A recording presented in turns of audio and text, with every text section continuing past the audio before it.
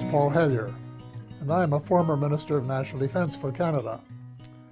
This disturbing message is for the several million Americans and others who were kind enough to listen to the 22-minute presentation at the Citizens Disclosure hearing in Washington in May 2013, and for anyone else who cares deeply about the future of their country and the planet Earth.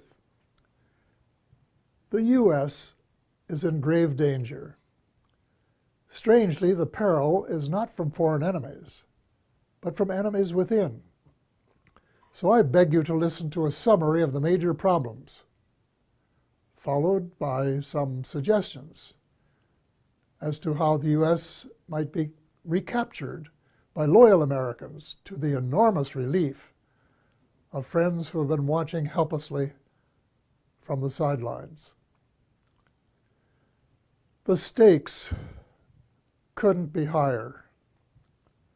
So I spent the 15 months following the Washington hearing feverishly writing a new book, incorporating what I think every American has the right to know and must know to end the incredible naivety observed at the citizens' hearing.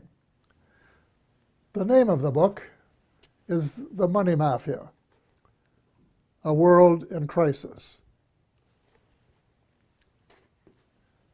Most of my friends, both American and Canadian, tend to agree that the world is in a state of crisis. But very few are aware that the problems are not natural phenomena. They have been engineered by a very tiny elite group of rich, ruthless, and power-hungry people who have been deliberately keeping the majority of decent, hard-working taxpayers totally in the dark. The iron veil of secrecy is now nearing the end of its 7th decade. When World War II ended, little attention was given to Operation Paperclip, under which hundreds of Nazi scientists were brought to the U.S., given new identities, and then appointed to important jobs in the military and elsewhere. Some of them would have been aware of UFOs and the ET presence from their experience in working with them in the 1930s. The American military began to take the subject more seriously after retrieving one of the vehicles that crashed near Roswell, New Mexico, on July 4th, 1947, and decided to back-engineer its technology, which was light years more advanced than anything that we had known. On Tuesday, July the 8th, 1947, at 11 a.m. Mountain Time, Roswell Airfield Commanding Officer Colonel William Blanchard announced in a press release the recovery of a flying disc. That was the truth. Later that same day, at approximately 4:30 p.m. Central Time, Brigadier General Roger Ramey, commander of the 8th Air Force and Blanchard's supervising officer, presented to the press an alternative story. He claimed the Army had recovered a Rowan target device suspended by a neoprene balloon. That was a lie. In fact, it was the cornerstone lie of what was to become a cult of lying and disinformation that is still United States policy today, 68 years later.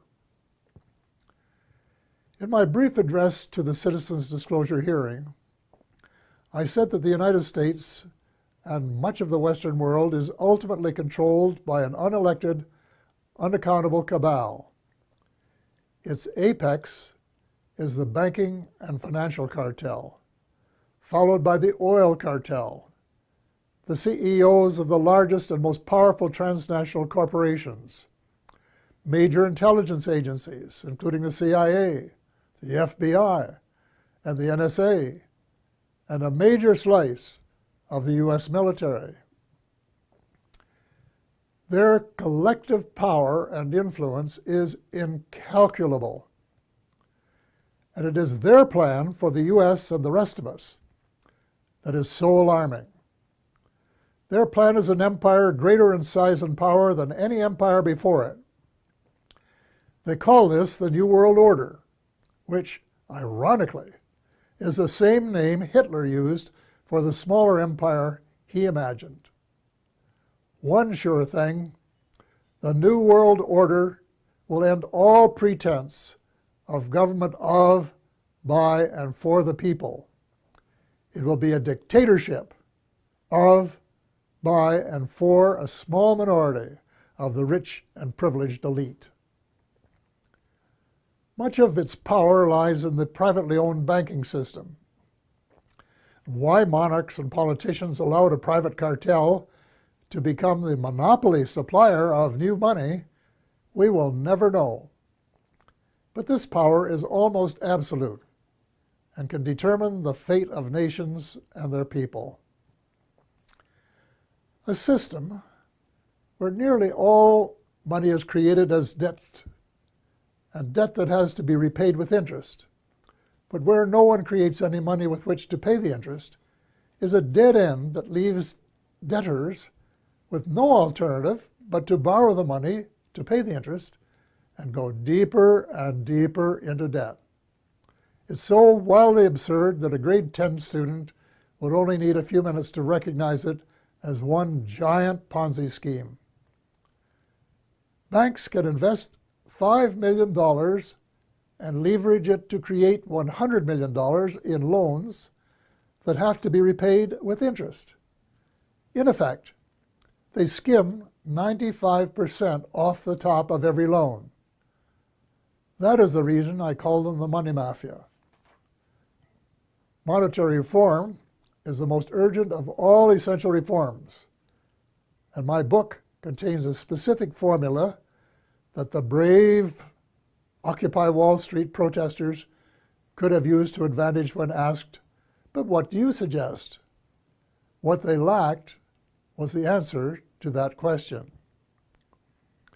If about 99% of the population don't understand a deception that has been responsible for the Great Depression of the 1930s, the terrible recessions of 1981-82, 1991, and the Great Recession of the 21st century, it's not too difficult to understand why there are so many skeptics about UFOs and their occupants, even though several species have been visiting planet Earth for thousands of years.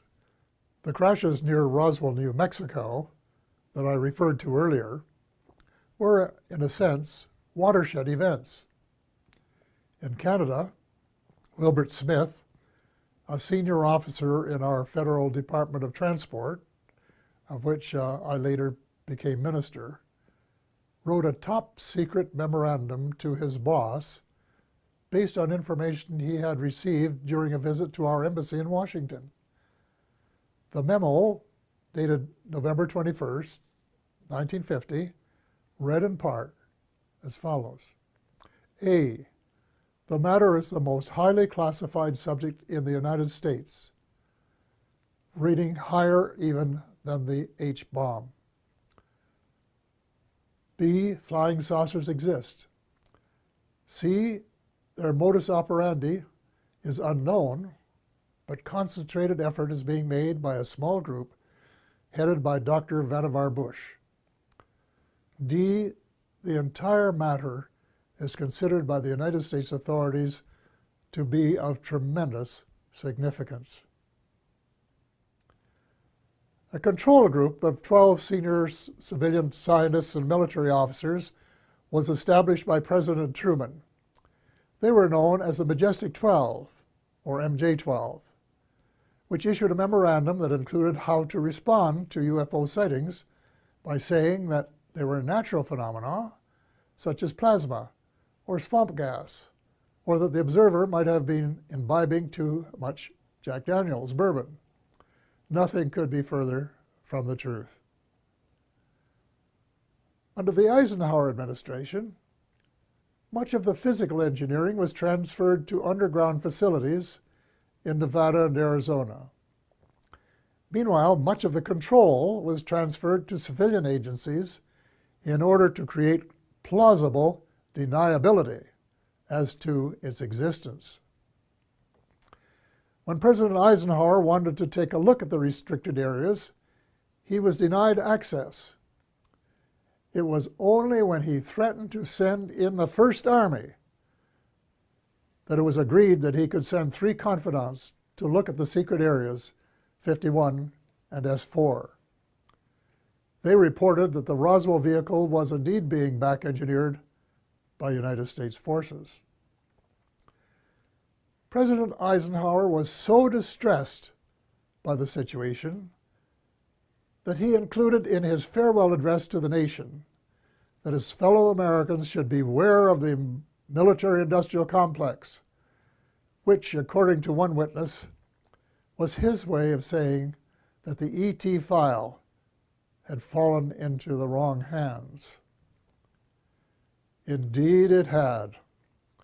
It was under the control of the military-industrial complex, otherwise known as the financial, intelligence, and military wing of the all-pervasive cabal, which has seized control of the United States and much of the balance of the world. Beginning with Eisenhower, not one of the presidents of the United States has been given completely honest advice by his civil, military, and intelligence advisors, nor fully briefed on the ET presence and technology. The military-industrial complex adopted a strategy of perpetual warfare to enhance its own power and profit. It is inconceivable that this plan was discussed and approved in advance by any American president.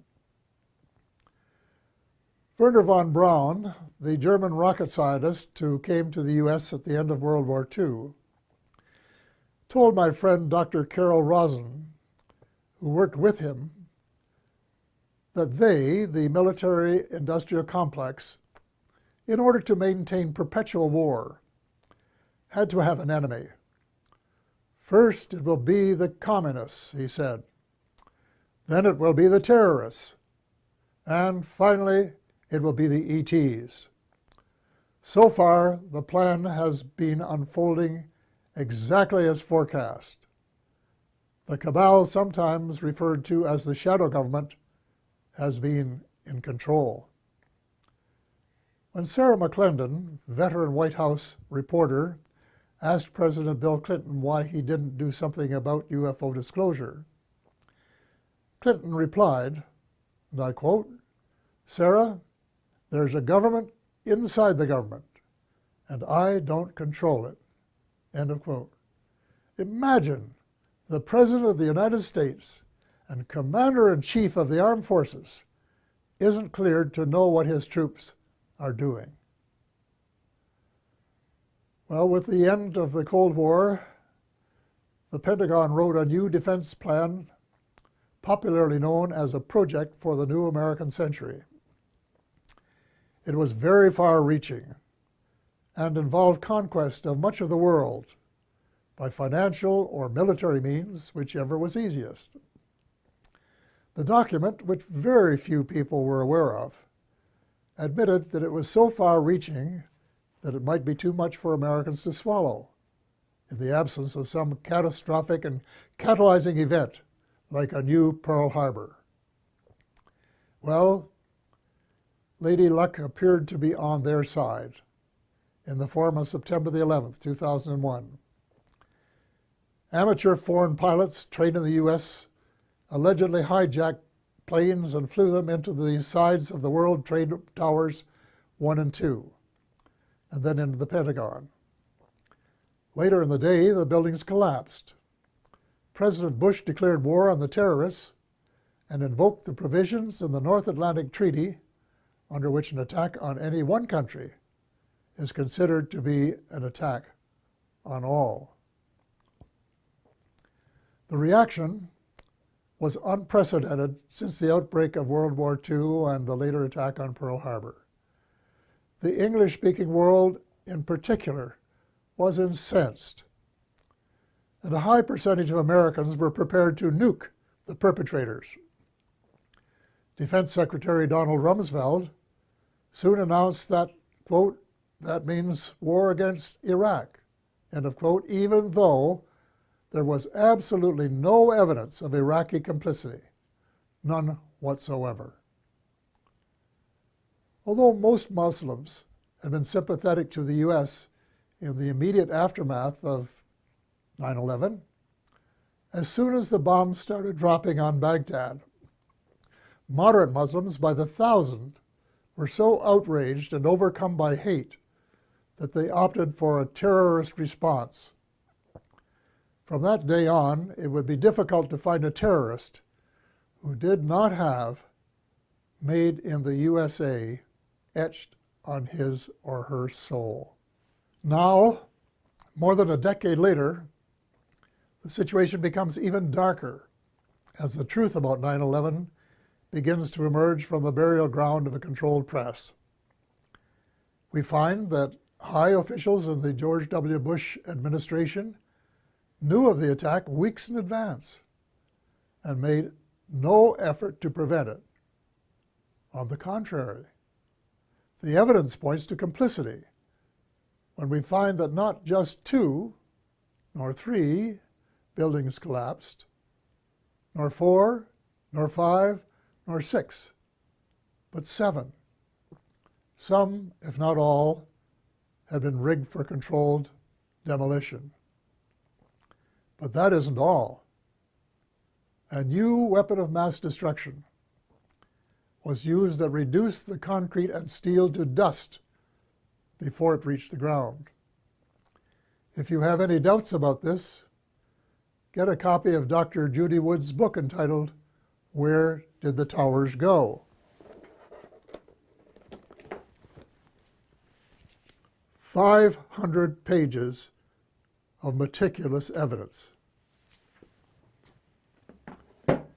The unfolding story reveals the greatest mass deception in history, with the most universally negative consequences.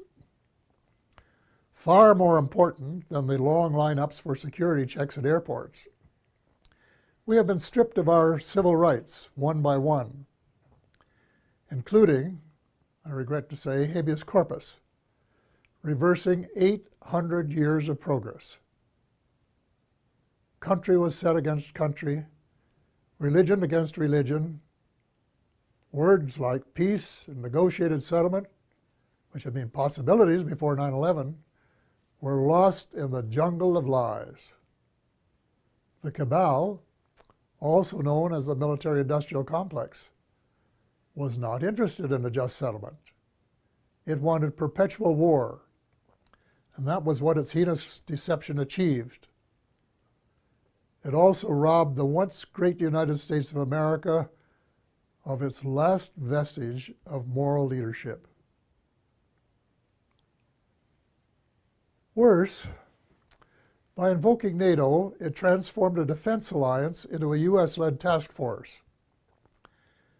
And by recruiting former countries from the Soviet Union, an obvious provocation to Russia, it has managed to create rumblings of a new Cold War.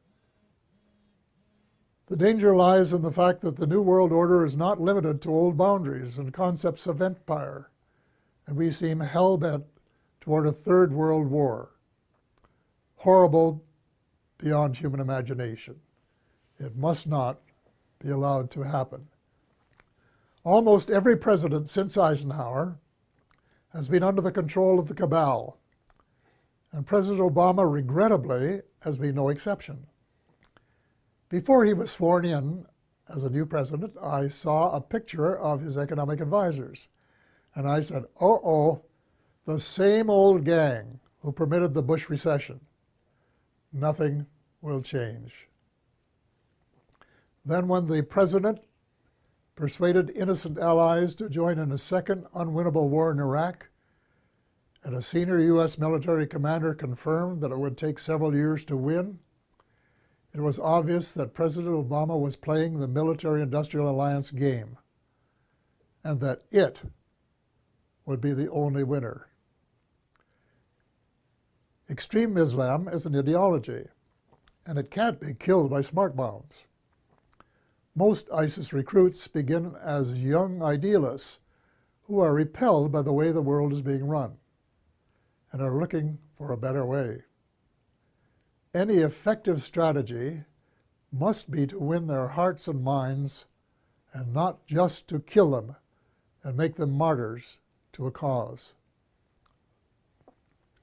Step number 1 is to convince President Obama that the policies of his predecessor benefit no one but the arms manufacturers. So all non-Muslim members of the coalition should withdraw from the war against the Islamic State and begin to reverse all of the wrongs committed by the West in recent years. Hate him or love him, President Obama is the only person in the world with the power to lead a penitent United States and its misled allies in the moral and spiritual revolution essential for a world of peace and justice, where the human species has a fighting chance to survive. The transformation has to be reversible before the next U.S. presidential election, which could be the point of no return. Ultimately, the Muslims must be allowed to settle their own problems. Before 9/11, Iraq was a Sunni dictatorship that treated its Shia brothers and sisters badly. The U.S. deposed Saddam Hussein and established a new Shia majority that treated its Sunni minority unfairly. The seeds of further conflict were born. The Muslims must resolve their age-long differences as Christians and of different denominations have recently been able to do. Perhaps the United Nations might be invited by the Muslims to convene a meeting of both temporal and religious leaders in search of a better way of settling grievances and differences. Meanwhile, it's time that all the Abrahamic religions, Christianity, Judaism, and Islam, kissed and made up. I was in my 80s before I knew that Allah was my God. My guess is that the majority of Christians are equally ill-informed. And the Israelites should start treating Palestinians as the blood brothers that they really are, instead of as inferior beings. It is wise to remember that the original covenant with the Creator applied to all of Abraham's children, and not just to the favored few. The bottom line is that the use of drones, suicide bombs, and crushing military superiority on the part of Christians, Muslims, and Jews are all prohibited by their holy books. The next step is to persuade all the major religions to practice the one principle that they have in common, which is to treat others the way they would want to be treated if the roles were reversed. Universal practice of the Golden Rule would transform the world. I get hundreds of emails from decent Americans and like-minded individuals in a dozen countries who want nothing more than the end of militarism and a massive shift in priorities toward universal peace and justice. Quite a few are involved in small projects that are making a significant difference at the micro level. But most of them are realists and recognize that the cabal doesn't want peace and justice. It wants power, wealth, and empire. So what can an individual do in the face of unprecedented power and wealth? The cabal, headed by the banking cartel, has almost unlimited financial power. But we, the people, have the numbers and must combine our limited power to form a critical mass that can move mountains. There is no guaranteed formula, but an educated guess would be that if 5 million decent and determined Americans got a copy of The Money Mafia, A World in Crisis, read it carefully, and then actively supported the comprehensive action plan set out in it, a miracle could happen. Each one of the 5 million would have to write a personal letter to the president, their senator, and their congressperson, demanding action forthwith in each of the critical areas in the same spirit of bipartisanship that would be expected in a war to save the world, which is exactly what is at stake. I am not going to repeat the list of essential reforms here, except for a few key items. The U.S. should play a leadership role in ending the private bankers' monopoly to print money. Actually, it isn't really money, it's just credit created out of thin air, a computer entry, and restore some of the power to the people that is rightfully theirs. President Obama can mint $2 trillion platinum coins to get the ball rolling, while legislation is prepared to take over the Fed and establish a 100% publicly owned central bank, a central bank of the United States. There cannot and will not be peace and justice on earth while the Fed continues to exist. Speaking of justice, if President Obama really wants a place in history as a friend of the 99% rather than the 1%, he can fast-track the Trans-Pacific Partnership into oblivion. Even the name is a lie. There is no way it is a partnership. It should be called the Trans-Pacific Power Grab by a small elite group who want to feather their own nests at the expense of other people's rights to run their own affairs for their own benefit. So the choice is yours, Mr. President, to decide if it will be the people or the cabal. There must be full disclosure of what the cabal and the U.S. shadow government have been doing since World War II. To what extent has the extraterrestrial space and weapons technology been back-engineered? And is it true, as the late Ben Rich, former CEO of Lockheed's Skunk Works, said, and I quote, "We, the U.S., now have the technology to take ET home," end of quote. The extent to which there has been collaboration between the cabal and the ETs. What species? What motives? Were there agreements signed? And if so, were the terms of the treaty or treaties lived up to? To hear the truth emerge after so many years of continual lies and darkness will require either that the National Security Act of 1947 be rescinded or suspended, with a general amnesty so that decent Americans can tell the truth without fear of retribution. A kind of truth and reconciliation process will be required. Then there are the positive benefits that must be pursued. The President must issue an order that would release the secret patents on exotic energy and make them available to the world. The secret technology, in combination with a flexible financial system, will make it possible to convert from an oil economy to a clean economy in 7 years. It will provide billions of new jobs worldwide and help close the ever-widening gap between the haves and the have-nots. Simultaneously, a project should be started to restore our oceans before the food chain has been permanently broken. In addition, worldwide programs of forest preservation and reforestation should help provide the carbon sinks essential for greater stability in weather patterns. Speaking of changing weather patterns, full disclosure should give us a better idea of how much weather patterns have been altered by government tinkering. Due to restraints of time, space, and expertise, my book makes no mention of either chemtrails or the high-frequency active auroral research program known as HAARP. But from what I have heard and read from credible informants, I would say that they are Satan's illegitimate Siamese twins of death and destruction. If so, they should be terminated at once and relegated to the netherworld from which they came.